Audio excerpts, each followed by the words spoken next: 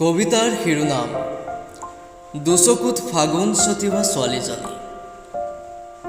কথা আৰু আবৃত্তি অংশুমান। মোৰ দুচকুত ফাগুন ছটিওৱা ছোৱালীজনী, কেনে আছা? হৃদয়ত ঢৌ তোলা তোমাৰ চলিতাৰীৰ খবৰ কেনে? তোমাৰ দুচকুৰ মায়াবোৰ সযতনে ৰাখিবা। মই আকৌ এবাৰ হেৰাব খুজিম তোমাৰ সমগ্ৰতা। তুমি লগা সেই মায়াময় ভুলভুলেয়াত।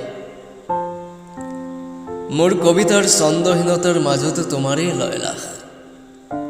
শিৰোনামহীন কবিতাৰ বিমূৰ্ততাত কেৱল মাথো তোমাৰেই প্ৰকাশ।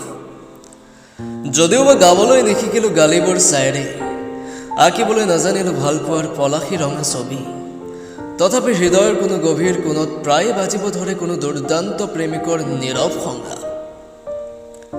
লগে লগে বাজি উঠে ভালপোৱাৰ সংগীত।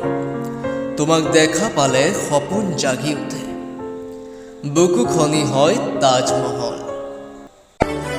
তোমাক দেখা পালে সপোন জাগি উঠে, বুকু খনি হয় তাজমহল।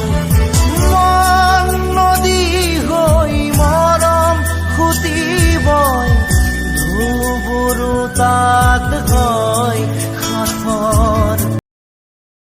তোমালৈ থকা কেঁচা অনুভৱ কবিতাৰ ভাষাৰে কেনেকৈ বুজাম কোৱা? বুকুৰ মাজৰে প্ৰণয়ৰ সংগীত কাণ পাতি এবাৰ নীৰৱে শুনিছোঁ। দুবাহুৰ মাজৰ উমাল মৰমৰ সংকেত পাৰা যদি এনেদৰে বুজি লোৱা, মোৰ হৃদয়ৰ ফাগুনত তুমি শিমলু হৈ ফুলি ৰোৱা। এবাৰ চিলা হৈ উৰা, নতুবা পচোৱা হৈ চৌদিশে এটি ভালপোৱাৰ গীতকে গোৱা।